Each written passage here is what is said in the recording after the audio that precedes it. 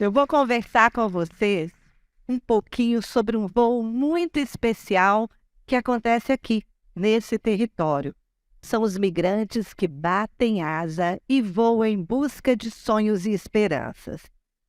Quem aqui conhece alguém, tem um parente, um amigo que já migrou? Ou que já tenha migrado também? Então, quase todos, não é isso? Por quê? Isso é muito comum na nossa região. E acreditem vocês, essa cidade foi o ponto inicial da migração de brasileiros para trabalhar no exterior. O Brasil sempre foi um país que recebeu estrangeiros para aqui trabalhar. E foi aqui, nessa cidade, que esse movimento se inverteu e que começou, então, a migração de trabalhadores para o exterior. E o primeiro país foi os Estados Unidos. Eu convivi muito com esse fenômeno ao longo da minha adolescência. Os meus vizinhos, as minhas amigas, todos tinham parente que tinha migrado, como vocês aqui que levantaram a mão.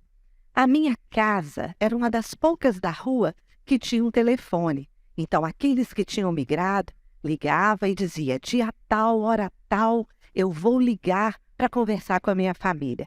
E vinha a família inteira. Ficavam na varanda, na sala da minha casa, esperando o tal telefonema. Às vezes durava horas essa espera, porque não era tão fácil como agora os telefonemas. E as conversas eram muito interessantes. Falavam sobre as verdinhas que ganhavam, falavam sobre os arranha-céus, sobre a vida que era lá, sobre o trabalho e principalmente sobre a neve. Aquela coisa bonita que a gente aqui nesse calorão não tem nem consegue imaginar o que é.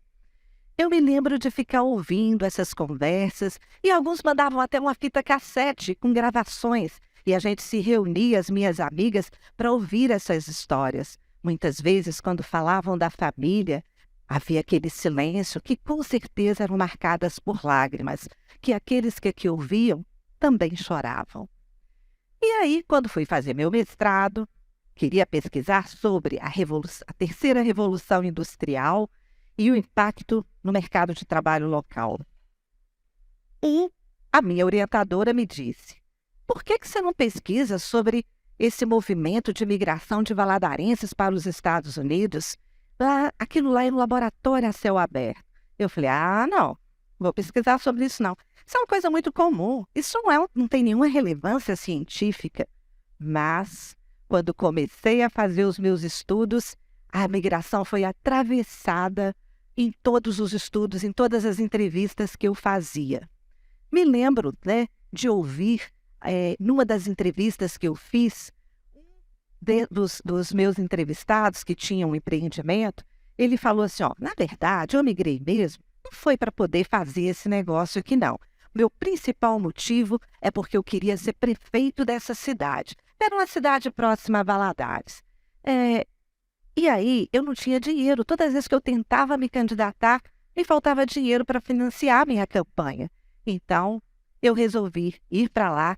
Fiquei lá 3 anos, ganhei dinheiro, voltei, montei esse negócio, mas me tornei prefeito da cidade. Então, eu falei, realmente eu percebi que a migração impactava o cotidiano das cidades, das famílias, a vida das pessoas. E aí, perguntas começaram a fervilhar minha mente. Gente, por que essas pessoas migram? Quem são essas pessoas que migram? Como é que é a vida lá? Como é que é o trabalho lá? E aí, como é que cuidam da saúde? Como é que fica a família aqui, os filhos? E as mulheres? Como é que elas vivenciam essas experiências? Então, com o apoio da universidade e de vários órgãos de fomentos nacionais e internacionais, eu comecei a responder essas questões. Mas tinha uma questão que sempre voltava na minha mente. Sempre me perguntava, mas como é que essa história começou? Será quem foi o primeiro valadarense a emigrar? E aí, fui atrás da resposta a essa pergunta. Voei por vários lugares procurando responder a essa questão. Encontrei os 4 primeiros valadarenses que emigraram. E E isso em 2004 eu comecei a fazer essas entrevistas e esses jovens emigraram, acreditem, em 1964. Foram muitas conversas, conversas longas, histórias interessantes, sempre marcadas às vezes por tristezas, mas também algumas histórias muito engraçadas. Entrevistei um que ele falou assim: olha, a minha verdadeira razão, o motivo principal porque eu quis migrar, não era nem para ganhar tanto dinheiro, era porque eu queria lutar na guerra do Vietnã. E aí, migrei, consegui, me alistei, mas na hora de embarcar, tive uma crise de apendicite, infelizmente. Acredito eu que felizmente, né? E acabou não migrando.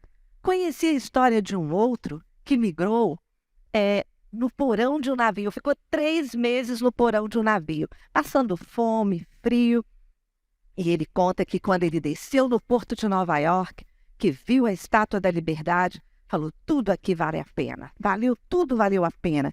Enfim, vou para a Quinta Avenida, vou para Broadway, e era isso que eu queria da minha vida. Então foram muitas conversas, muitas recordações, e muitas gargalhadas e muitas lágrimas. E aí fui eu continuando a pesquisar. Eu descobri que tudo começou, então, nos anos 60, mais precisamente 64, um jovem valadarense de uma família de condições financeiras foi fazer um intercâmbio nos Estados Unidos.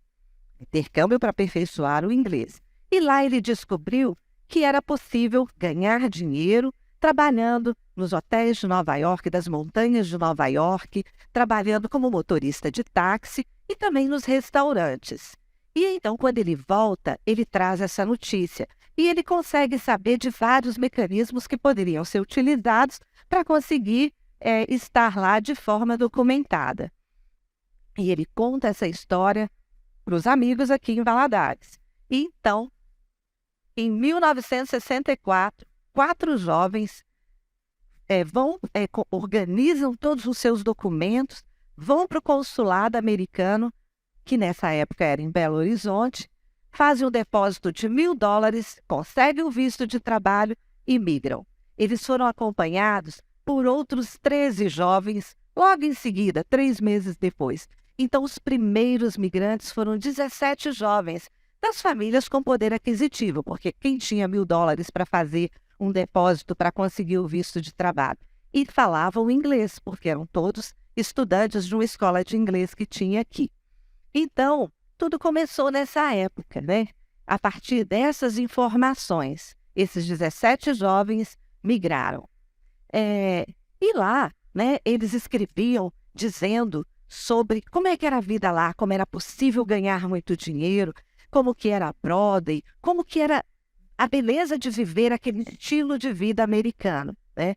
E eles contam que chamavam os colegas para ir, buscavam no aeroporto, levavam para a casa deles e arranjavam o primeiro emprego. Cada um deles me relatou que levou pelo menos 30 outros valadarenses para os Estados Unidos. Imagina isso nos anos 60, chega os anos 70, cada um vai levando um, que vai levando o outro, que vai levando o outro, e nós temos aí o quê? Uma rede migratória. E foi assim que tudo começou. Nesse ponto é importante a gente destacar que os mais pobres não conseguem migrar, porque é preciso de quê? Capital financeiro e capital social. Nem todos conseguiam visto de trabalho ou visto de turista, porque não tinha características para isso. Mas, como a migração vai se tornando alternativa para os moradores dessa região, o que acontece aqui? Surgem os mecanismos facilitadores para migrar. Que mecanismos são esses? Montagem de passaporte e passagem pela fronteira. Então, eu consegui conversar com um senhor, né? Já era um senhor nessa época, que ele me relatou que ele foi o primeiro a passar pela fronteira. Ele me contou a seguinte história. Eu fui tentar o visto de trabalho em 1968, 69. Cheguei lá, negaram o meu visto. Tentei o visto de turista, também foi negado. Mas eu tinha tanta vontade, era tão louco para ir conhecer tudo aquilo que os meus amigos relatavam, que quando eu voltei, eu conversei com outros 2 amigos e aí nós pensamos o seguinte: vamos comprar uma passagem, vamos para o México. No México a gente aluga um carro no aeroporto e passamos pela fronteira. E ele me disse: não é que deu certo? Então cheguei lá e comecei a informar para os meus amigos: é possível fazer isso. E até ganhei um bom dinheiro com isso, me contou ele. Então, sendo um dos primeiros a fazer. E esse caminho começou a ser muito utilizado, né? Então, grande parte, né, desses mecanismos que tem hoje, eles existem desde a década de 60, né? Nesse período já existia uma comunidade, né? Quando chega os anos 80, a gente já tem uma grande comunidade de brasileiros lá. E tem uma coisa muito interessante aqui também acontecendo. Parte da família migra, mas parte fica. Isso nós chamamos de famílias transnacionais. São essas famílias, provavelmente muitos de vocês têm ou conhecem essas famílias. Alguns vêm, outros não podem vir, mas as famílias transitam, né? E assim, nós temos o quê? Na segunda metade dos anos 80, o que acontece no Brasil? Uma crise violenta, uma crise econômica violenta. Inflação galopante, desemprego. O que a classe média dessa região pode fazer? Voar, alçar esse voo para os Estados Unidos. Então, na segunda metade dos anos 80, nós temos um boom da migração de brasileiros para os Estados Unidos. E nesse período, então, já tinha uma comunidade brasileira bem sólida, bem consolidada lá. Inclusive, tinha uma rua. Eles se concentraram em uma rua em Manhattan, com negócios, restaurantes, lojas. E nessa rua, eles reinauguraram o nome da rua. Colocaram Little Brasil. Até hoje, se vocês forem lá, vocês vão encontrar a plaquinha da rua com Little Brasil. E brasileiro, como é festeiro, também começaram uma das maiores festas que tem em Manhattan. Alguém sabe que festa é essa? Exatamente, Brazilian Days, que inclusive é transmitida, né, no Brasil por redes de televisão e que é muito participativa das pessoas que vivem lá, né? Algumas dessas pessoas que foram durante esses anos todos, pensem bem, são quase 60 anos de fluxo migratório, de pessoas que vêm e vão, né? Algumas dessas pessoas retornaram, montaram aqui seus negócios, continuaram suas vidas aqui, mas outros permaneceram lá. E no final, então, dos anos 90, o que nós temos? Uma comunidade consolidada, com muitos negócios, principalmente esses que ficaram, o que fizeram? Montaram empreendimentos de faxina, de pintura, de reforma, supermercados, restaurantes, e com isso eles precisavam da mão de obra para trabalhar com eles. A mão de obra americana, muito cara. Então, o que eles fizeram? Começaram a financiar aqueles que tinham menos recursos para trabalhar nesses empreendimentos. Então, começa, no final dos anos 90, a migração daqueles com menos recursos, com menos poder aquisitivo. E também vai surgindo aqui o que nós chamamos de mecanismos invisíveis de financiamento da viagem, principalmente da viagem pelo México. E assim, aumenta cada vez mais esse movimento migratório. Nos últimos anos, por volta de 2010, nós começamos a perceber algo diferente desse movimento migratório, principalmente no projeto. Se antes o projeto era migrar, ganhar dinheiro e retornar, montar um negócio, melhorar de vida aqui, esse projeto começa a mudar. As pessoas começam a migrar já com a intenção de não retornar. Então, já migram levando a família inteira. Então, já tem família lá. Lembra que eu disse para vocês das famílias transmigrantes? Então, resolve fechar o domicílio e ir embora com a intenção de não mais voltar. Essa migração é feita principalmente pela fronteira do México e é chamada hoje de Cai-Cai. É uma modalidade nova de migração. Um dado novo surge a partir dos estudos que a gente vai fazendo. Nós começamos a perceber que a motivação começa a mudar. A grande motivação é a desesperança, porque já não acreditam na possibilidade de uma vida melhor aqui. E têm uma certeza quase que absoluta de que a vida lá vai ser muito melhor. muitos não conseguem isso, né? Essa certeza para muitos não é concretizada. Mas isso é chamado, então, da cultura da migração. É a ideia de que perpassa no imaginário popular, não só da nossa cidade, da região inteira, porque esse movimento se espraia por toda a região e para o estado de Minas Gerais como um todo. Então, essas pessoas vão com a intenção de não mais voltar. Essa é a cultura da imigração. Outros destinos também vão surgindo. Portugal, na década de 90. Hoje, os brasileiros se constituem o maior número de estrangeiros em Portugal. E a presença dos brasileiros, seja em Portugal, que como porta de entrada para outros países, ou nos Estados Unidos, é muito significativa e auxilia, ajuda esse mercado de trabalho lá, né? E aí, então, eu começo a fazer uma outra pergunta. Muitos migram, né? Muitos migram. Mas por que eu não migrei?